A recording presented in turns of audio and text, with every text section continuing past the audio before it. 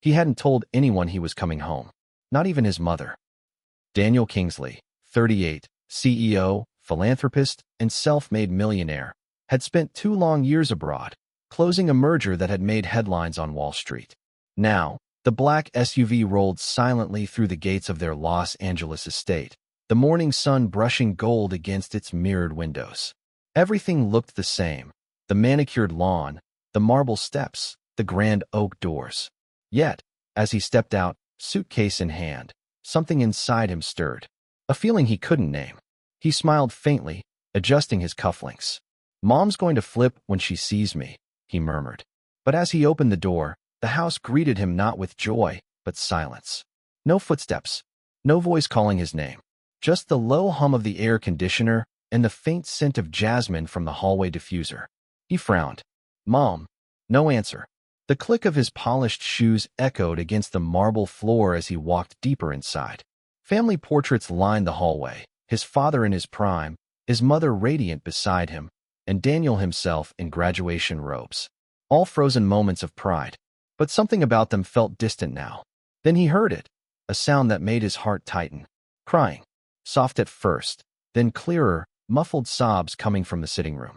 He froze, instinctively holding his breath. "Please, Maria." His mother's voice cracked through the silence.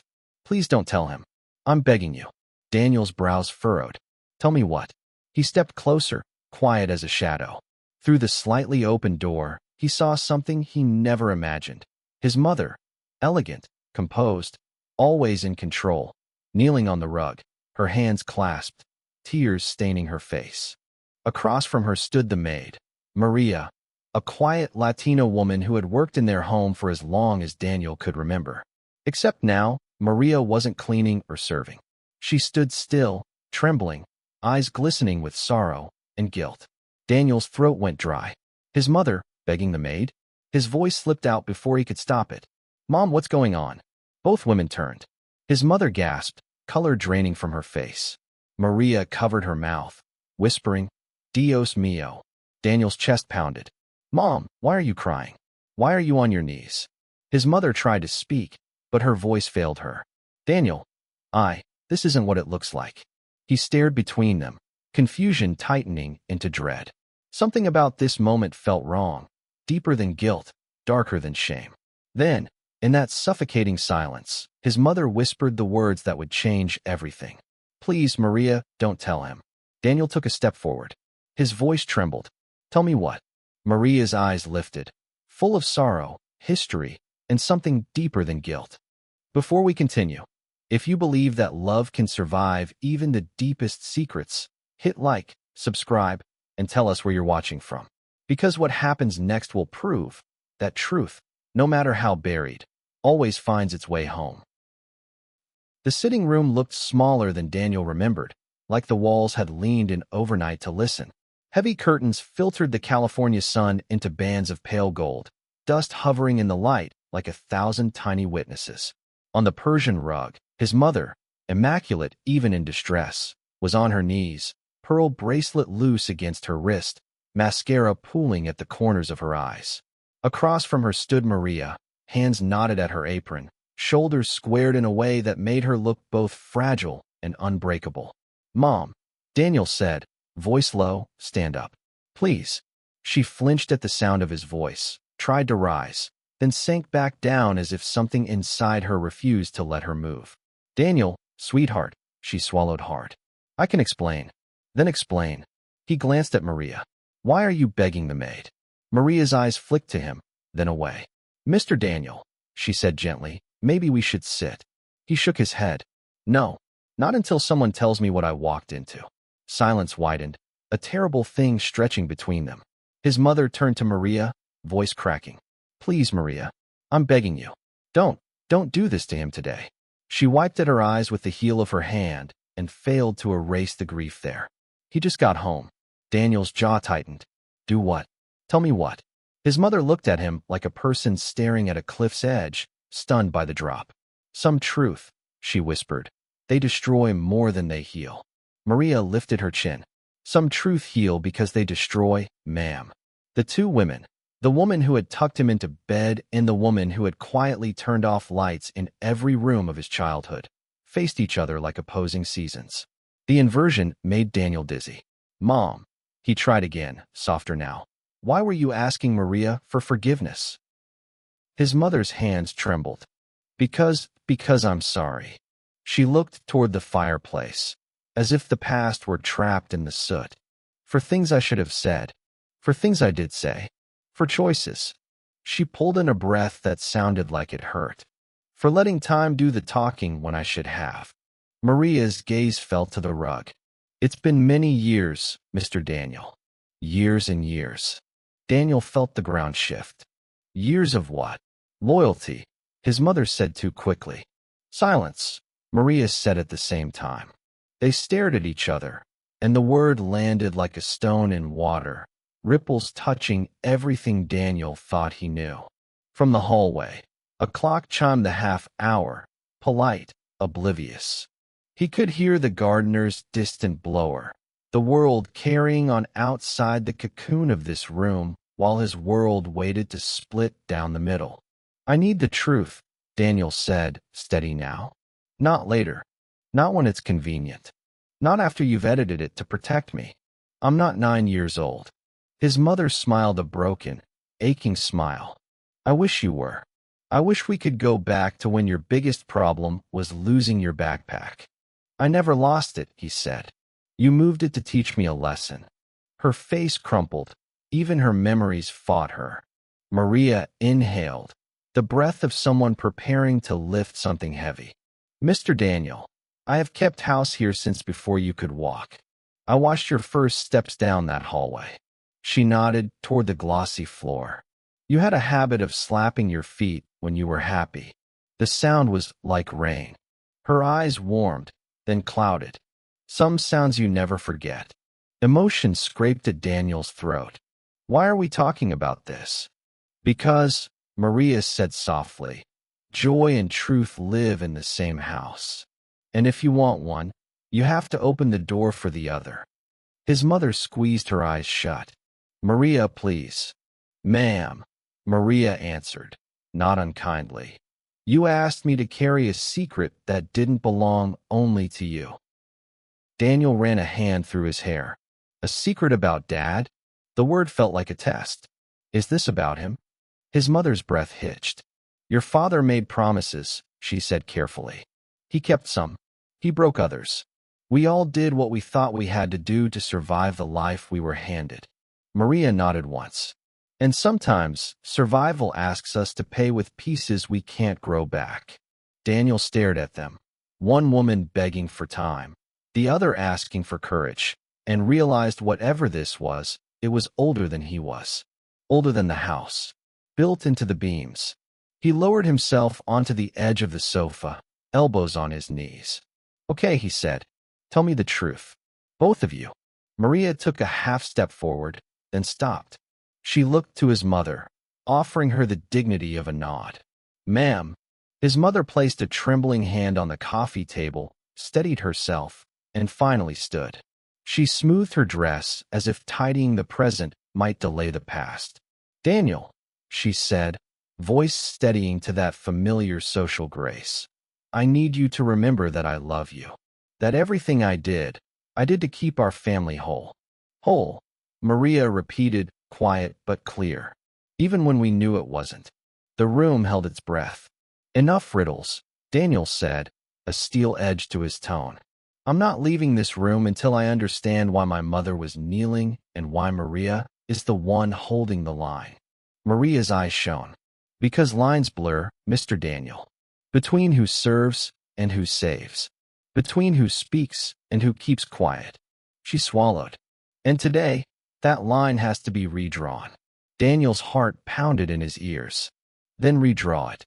Maria opened her mouth, and footsteps sounded in the hallway behind them. The house manager, Evan, appeared at the doorway, face pale. "Sir, there's a man at the gate asking for Mrs. Kingsley. Says he's here about the past." His mother's fingers flew to her mouth. Maria's shoulders lifted and fell, as if bracing for a wave. Daniel stood. "Let him in." "The past?" it seemed, was already on the property. The man at the gate turned out to be a courier. An envelope, no sender's name, sealed in thick cream paper. By the time Daniel took it and walked back inside, both women had vanished into the heart of the house. He found them again in the living room. The curtains had been thrown open now, sunlight cutting hard angles across the floor. The stillness had curdled into tension. He set the envelope on the table. "It's addressed to you, Mom," he said. "But maybe it's for both of you." She didn't reach for it. Her eyes flicked from the envelope to Maria, and for the first time Daniel saw fear in them. Not the fear of danger, but of exposure. "Daniel, this has gone far enough," she said. "You shouldn't have to." "Shouldn't have to what?" he cut in. "Know what's going on in my own house." Maria opened her mouth, but his mother silenced her with a look that could stop storms. "Maria, please," she said. "You've said enough for one lifetime." Maria's hands fell to her sides. "Yes, ma'am." The air went cold.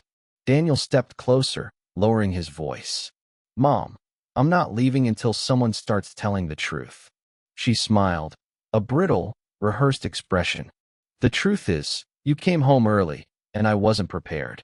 Maria and I were talking about personal matters. You misread what you saw." "Personal matters?" He picked up the envelope and turned it over in his hands. "Then why were you begging?"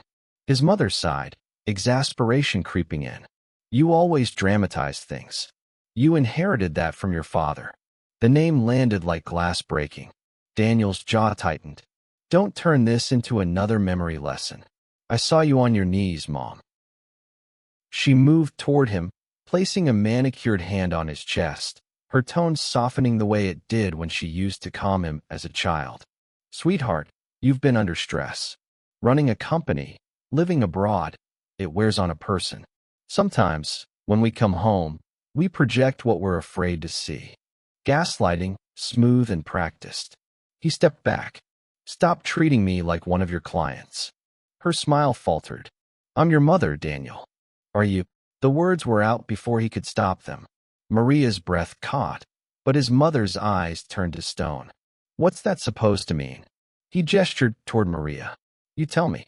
"Because Maria clearly knows something, and you're doing everything you can to keep her quiet." His mother's tone sharpened. "You don't understand the years, the sacrifices, the way people twist stories when they want pity. You've lived a charmed life, Daniel, because I made it that way." He waited, but she didn't elaborate. Just turned away and poured herself a drink, the sound of ice against crystal punctuating the silence. Maria's voice trembled. "He deserves to know, ma'am." His mother set the glass down too hard. "He deserves peace, which is more than he'll get from your version of things." Daniel felt something in him unravel. He turned to Maria. "What version is that?" She pressed her lips together, tears gathering in the corners of her eyes. "I can't say it here," she whispered. "Say it anywhere," he urged. "Say it before I go insane." His mother's tone sliced the air. "If you speak one word, Maria, I will make sure you regret it. I've kept you under this roof out of kindness, not obligation." Maria lifted her head, steady now. "Kindness," she repeated. "Yes, ma'am. I suppose that's what we call debt when it gets too old to hide." The room seemed to tilt. Daniel grabbed the envelope, ripped it open, and froze. Inside was a birth certificate, his own name, but a different mother listed. He looked up slowly. His mother's face drained of color. Maria's tears finally fell. "Tell him," Maria whispered. "Please, ma'am. It's time." His mother's voice cracked. "No, not like this." Daniel's pulse thundered. "Then how?" The only answer was the sound of glass shattering as she dropped her drink. Daniel stood motionless as the shards of glass rolled across the floor, scattering light like broken secrets. The air in the room thickened, a silence so heavy it made the clock tick sound like a hammer. He looked down at the birth certificate again, reading the name under Mother, Maria Alvarez. He read it twice, then again, his mind refusing to let the words settle into meaning. When he finally spoke, his voice was cold. "Someone start talking before I lose my mind." His mother opened her mouth, then shut it again. Maria's breathing grew shallow. Her trembling hands clutched the hem of her apron like it was the only thing keeping her upright. Daniel stepped closer to her. Maria, is this true?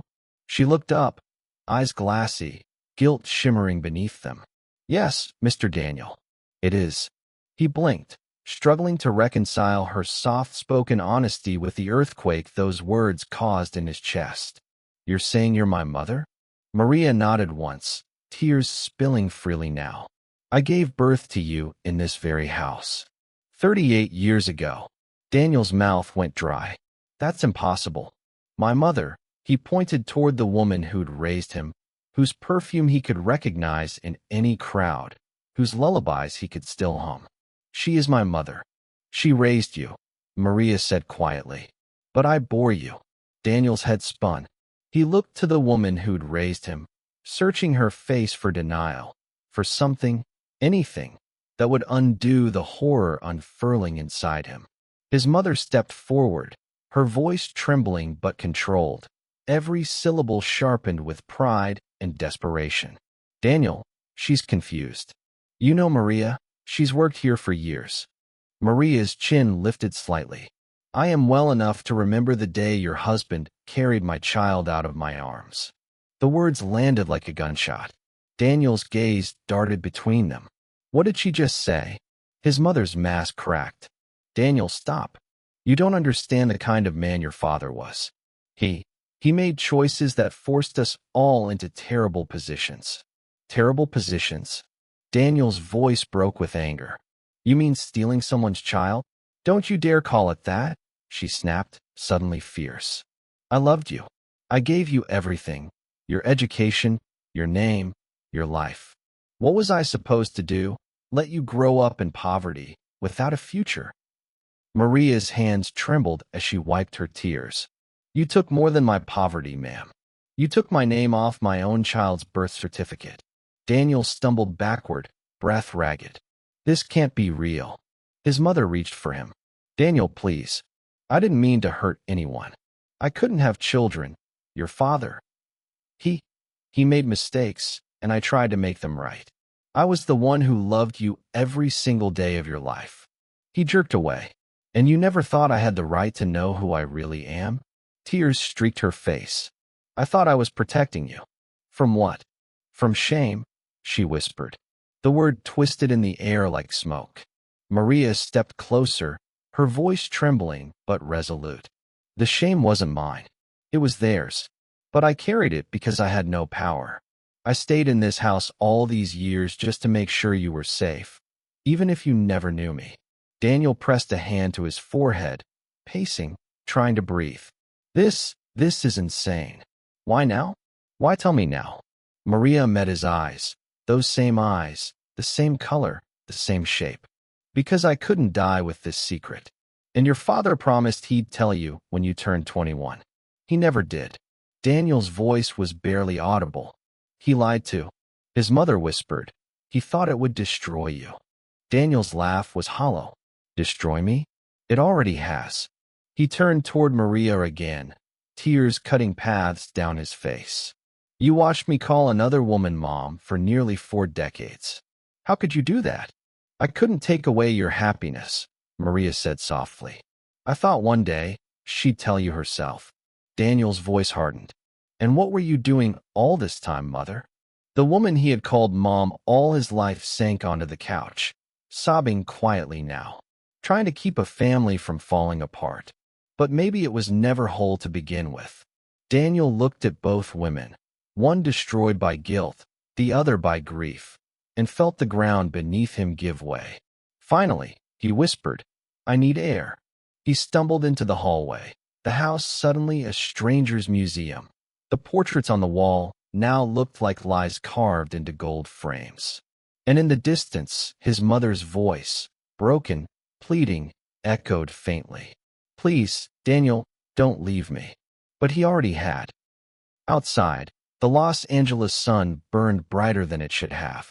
The manicured garden, the glass fountain, even the hummingbirds seemed unreal, like pieces of a world he no longer belonged to. Daniel sat on the edge of the marble steps, elbows on his knees, trying to breathe. He could still hear them inside. Muffled voices, a woman's sob, the echo of his name bouncing down the hallway. Everything he had ever known, every family story, every framed photo, every word of love, had just been recast as part of a lie. He pulled his phone from his pocket and stared at the wallpaper. A picture of him and his mother at a charity gala, both smiling, champagne in hand. She'd looked proud. He'd looked lucky. He dropped the phone back into his lap and let out a bitter laugh. Lucky, right. The front door creaked behind him. He didn't look up. Mr. Daniel. Maria's soft voice came from the doorway. Please don't sit in the sun too long. You'll make yourself sick. He turned slowly, his eyes red. Sick? Maria, I've just found out that my whole life was built on a lie. I think we've already crossed sick. She hesitated, stepping onto the patio. Her shoes made no sound on the marble. You have every right to be angry. But don't hate the love that raised you. Love. His voice cracked. You mean her love, the woman who lied to me every day of my life? She lied to keep you, Maria said softly. And I stayed silent to let you live. Daniel shook his head. You should have told me. She nodded, a tear slipping down her cheek. Yes, but if I had, I'd have lost you twice. Once to them, and once to the anger you're feeling now. He buried his face in his hands, groaning. I don't even know who I am anymore. Maria took a step closer. You're still Daniel. You're still good. The world didn't change, only the story you were told about it. He looked up at her, eyes full of hurt. You really are my mother? She nodded once. I never stopped being. Something inside him broke, not in rage, but in disbelief, in mourning for a life that had ended without a funeral. Maria's lips trembled. I prayed for you every morning before I dusted your room. Every birthday, I baked a small cake, just a cupcake, for me. And thank God I could at least see you breathe. Daniel turned away, swallowing hard. All those years, and you never said anything. I wanted to, she said. So many times. But your father warned me that if I spoke, he'd send me away and you'd never know the truth. When he died, I thought she might tell you herself. He gave a broken laugh. Yeah, she told me all right, after I walked in on her begging for mercy. The silence between them stretched, heavy and human. After a long moment, Maria reached into her apron pocket and pulled out something wrapped in a faded piece of cloth. I've kept this since the day you were born, she said. She unfolded the fabric carefully, revealing a small silver bracelet, tarnished, but engraved with the initials DK. Daniel took it in his shaking hand. He remembered it faintly, a charm from his childhood that had vanished when he was 10. His mother had told him it was lost during a move. He rubbed a thumb across the engraving. She said it came from her. Maria smiled sadly. It came from the hospital. You wore it before you had a name. Daniel's throat tightened. Why didn't you leave? You could have started over. I couldn't leave the only thing I ever loved, she said simply. You. For a long time, neither spoke.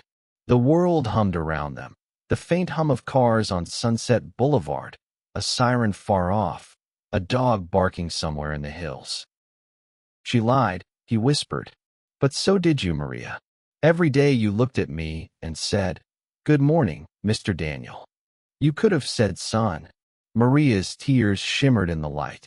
If I had, you would have lost the only mother you thought you had. He turned to her, voice trembling. And now I've lost both. His knees gave way before he could stop them. He sank back to the step, clutching the bracelet. From the open door came another voice, his mother's, faint but firm.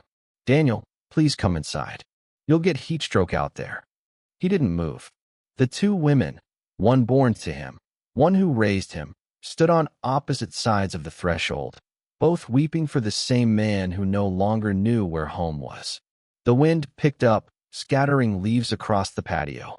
And for the first time in his life, Daniel Kingsley had no idea which way was forward. The house felt colder when Daniel finally walked back in. It wasn't the air conditioning, it was something else. A heaviness that hung from the walls, from every chandelier, every polished marble tile. The mansion that once felt like home now sounded like an echo of strangers' voices. He found his mother, the woman who raised him, in her bedroom. She was sitting on the floor, still in her silk robe, her hair slightly undone. The blinds were half closed, letting in strips of afternoon light that carved her into fragments. On the dresser behind her stood a family portrait. Herself, her late husband, and Daniel, frozen smiles hiding decades of buried truth. She didn't look up when he entered. Did she tell you everything? His voice was tired. Not everything. Just enough to make me question every memory I have. She exhaled shakily. Then I suppose you deserve the rest. He leaned against the doorframe, arms folded, anger fighting with grief. I deserve the truth, Mom. The whole truth. No more pieces. She gave a faint, bitter smile. Truth, she whispered, isn't a straight line, Daniel. It's a circle that keeps closing in on you until there's no room left to breathe. He said nothing. She drew in a long breath and looked up at him. Your father and I, we couldn't have children. We tried everything. Doctors, specialists, prayer. Nothing. He was a proud man, Daniel. You know that. He couldn't bear the whispers, the pity. And when Maria got pregnant, she trailed off. Daniel's stomach turned. Got pregnant by him. Her silence was the answer. He felt the floor tilt beneath him. So my father had an affair with the maid. Her eyes brimmed. It wasn't that simple. Your father was lonely. I was drowning in humiliation. Maria was young, kind, and always around. One night became a lifetime of consequence. Daniel shook his head slowly. And the consequence was me. Yes, she said, tears finally spilling. But the blessing was you too. You have to understand that. He stared at her, disbelief washing over his face. You took her child, Mom. You took me. She looked away, voice cracking. I didn't steal you. I saved you. Saved me from what? From my real mother. From scandal, she said softly. From being marked by the kind of shame that never leaves a name. The world is cruel, Daniel. It would have eaten you alive before you had a chance to stand. He stepped closer. You mean your world. The one where image mattered more than honesty. Where silence was survival. Her shoulders sagged. Yes, that one. Daniel's throat burned. How could you live with yourself? I couldn't. Not really. She looked down at her hands, manicured, shaking. Every time you called me Mom, I thanked God and begged forgiveness in the same breath. The silence stretched between them, thick and suffocating. Daniel swallowed hard. Did Maria agree to it? At first, she said. Your father promised her money, enough to send her family home, enough to start over. But she wouldn't take it. She just wanted to see you. He said no. He said this family's reputation couldn't survive that kind of scandal. He clenched his fists. So she stayed here, watching me grow up, cleaning my room, while you pretended she was just the help? His mother broke down, covering her face. I know what I did was unforgivable, but I loved you like you were mine. Because, in every way that mattered, you were. He knelt in front of her, trembling. You should have told me the truth when Dad died. You had your chance. I know, she whispered. But by then, you were the face of the Kingsley name, successful, respected, building the company bigger than your father ever did. I didn't want to stain your legacy with my sin. Daniel stood abruptly. You keep calling it sin. But sin is when you hurt someone and don't stop. This, he pointed toward the hallway. This is a life built on lies. She looked up, eyes glistening. And yet, those lies gave you everything you have. He hesitated. The words cut deeper because they were partly true. Every opportunity, every door that opened, all born from a legacy that wasn't his to begin with. He looked around the room. Designer furniture, marble flooring, portraits of ancestors who weren't even his bloodline. Suddenly, it all looked borrowed. I don't know what to do with this, he said finally, voice low. I don't know what to do with either of you. His mother reached for his hand, but he stepped back. Daniel, please, she said through tears. I may not have given you life, but I gave you love. He shook his head slowly. Maybe love built on lies isn't love at all. Then he turned toward the door. Before he left, he said quietly, "You weren't protecting me, Mom. You were protecting yourself." The door closed softly behind him, but the sound echoed through the house like a gunshot. Inside, the woman on the floor whispered to no one, "I was protecting us." The house went quiet after Daniel left her room, but in the silence, memory came alive. The past uncoiled in Maria's mind like film through a projector, grainy, trembling, unstoppable. 38 years earlier. The Kingsley estate was smaller then, still expensive, but warmer, alive with the sounds of real people. It smelled of lemon polish and roasted chicken. The night it happened, rain had battered the windows, soft thunder rolling over Los Angeles. Maria was 19, new to the city, fresh from Arizona. She'd come looking for work, not scandal. The Kingsleys had treated her kindly at first. Mrs. Kingsley all smiles and pearls, Mr. Kingsley polite and distant. But loneliness was a quiet predator. It found the cracks in people's goodness. That night, she had gone to close the study windows. He'd been drinking, angry after another argument with his wife. He said he was sorry for shouting, that she reminded him of home, of peace. Maria tried to leave. He caught her wrist. His voice turned soft, pleading, "Just don't go yet." Everything after that blurred into confusion and fear and guilt that didn't belong only to her. When it was over, he said she could never tell anyone. He pressed a wad of money into her hands. She left it on his desk and cried until morning. Weeks later, she discovered she was pregnant. A month later, the servants whispered, the mistress stared, and the master looked away. Maria tried to quit, but Mrs. Kingsley insisted she stay. "We'll take care of you," she'd said, voice sweet as sugar laced with threat. "Just do as you're told, and no one will have to know." Maria carried the child in secret, confined to the servants' quarters. Mrs. Kingsley arranged private doctors who came through the back gate, their cars hidden behind hedges. The staff was told she had a stomach ailment. She felt the baby move under her hand one night and whispered, "You're the only good thing that came from all this." When labor came, the storm returned, loud and relentless. Mrs. Kingsley was there, dressed in silk, watching. The midwife worked by lamplight. Maria screamed into a towel. Then silence. The baby's cry filled the room, a sound that tore the air open. Maria reached for him. The midwife hesitated, but Mrs. Kingsley stepped forward first, eyes bright with something Maria couldn't name. "He'll have the best life," she said. "You'll thank me one day." "No," Maria sobbed. "He's mine." But the master had already entered, jaw tight. He took the child, wrapped in white. "Maria, please understand," he said. "He'll carry my name, my blood. You'll be taken care of." And then he walked away.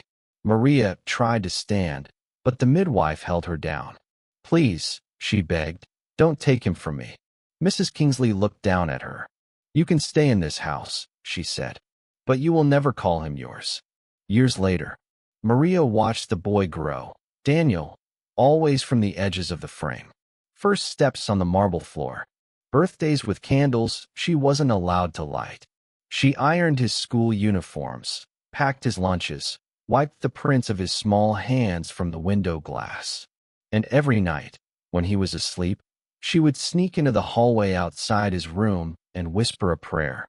"God, let him always feel loved, even if he never knows where it comes from." When he was 8, he got sick with pneumonia. Mrs. Kingsley stayed at a charity gala that night, but Maria sat by his bed, sponging his forehead, whispering hymns. The doctor said later that her quick action saved him. She smiled quietly, knowing she had kept her promise. He would always be safe. Now, in the present, Maria sat alone in the laundry room, the hum of the machines a poor substitute for the lullabies she used to hum. She stared at her hands, older now, marked by years of scrubbing and silence. In her mind, she still heard the thunder, still saw the moment the man she once worked for carried her child out of the room.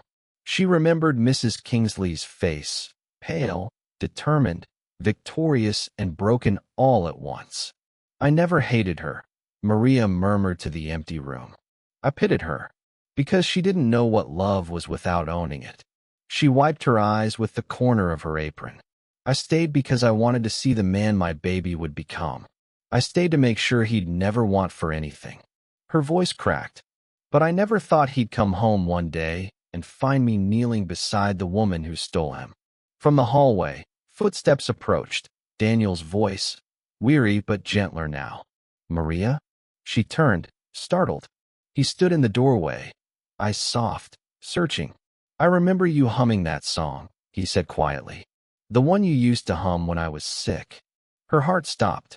You remember that? She whispered. He nodded. I do now. And for the first time, Maria smiled through her tears. By dusk the house was lit like a stage, gold lights spilling from every chandelier, the faint buzz of the city outside muted by thick glass. Daniel stood at the head of the dining room table. His whiskey sat untouched, catching the flicker of candlelight. Across from him sat the two women who had built and broken his life. The silence stretched until even the clock on the wall seemed afraid to tick. Sit down, Daniel said finally. His voice had lost its fire. What remained was something steadier, heavier.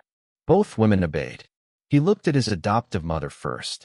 All my life you taught me that power is the ability to control the story. You never said what happens when the story controls you. She flinched. Daniel, please. No. Tonight you both talk, and I listen. Maria's fingers tightened around the linen napkin in her lap. Mr. Daniel, she began. I never meant for any of this to. Stop calling me that. His eyes met hers. You're not my employee, and I'm not your employer. Not anymore. Her lips parted, but she said nothing. He leaned back, scanning them both. You know what's funny?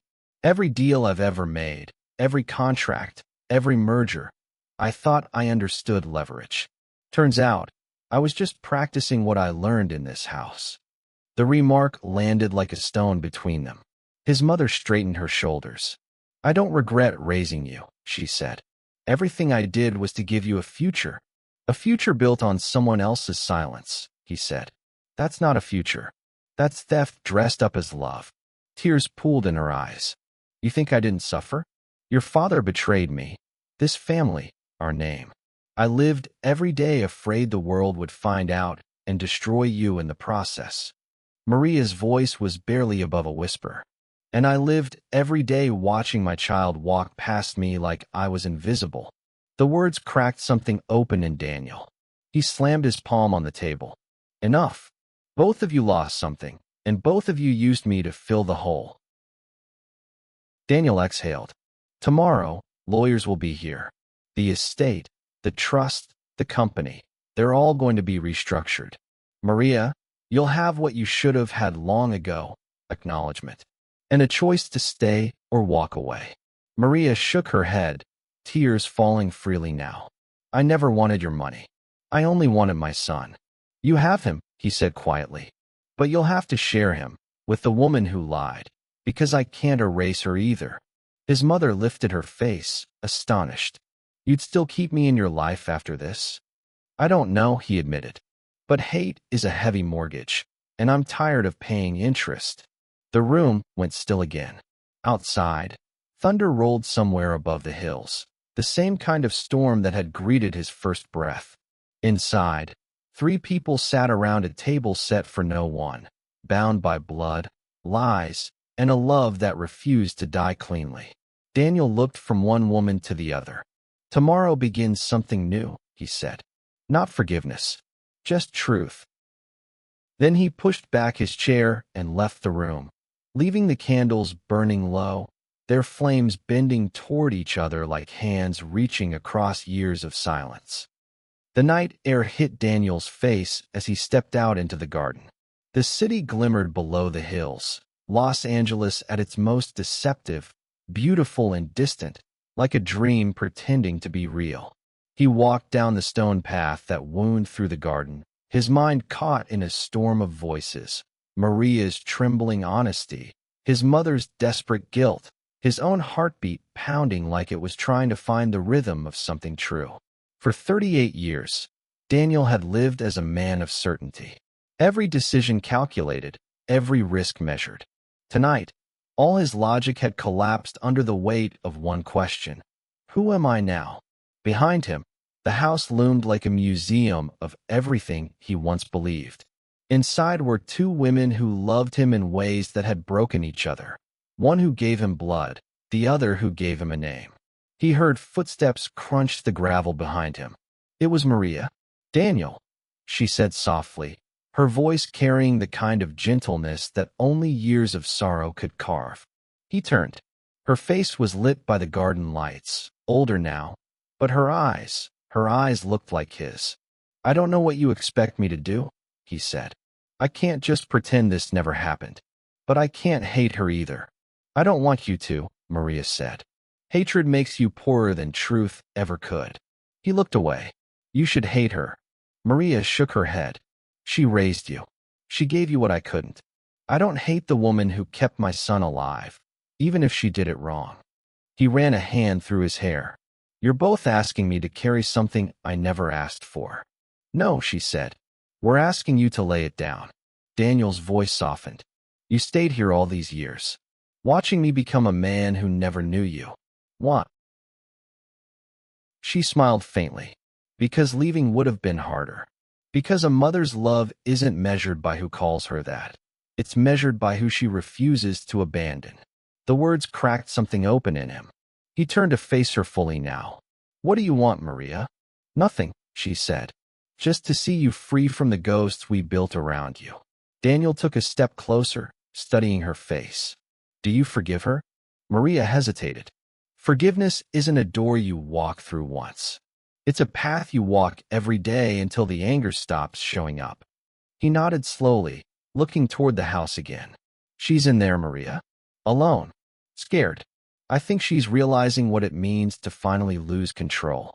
"That's how truth works," Maria said softly. "It doesn't destroy you. It just removes what was never real." They stood there for a while, listening to the wind. Somewhere in the distance, a coyote howled. Finally, Daniel spoke again. "I think I'll leave for a while. Maybe New York. I need space to figure out what's next, without her guilt or your grief defining me." Maria nodded.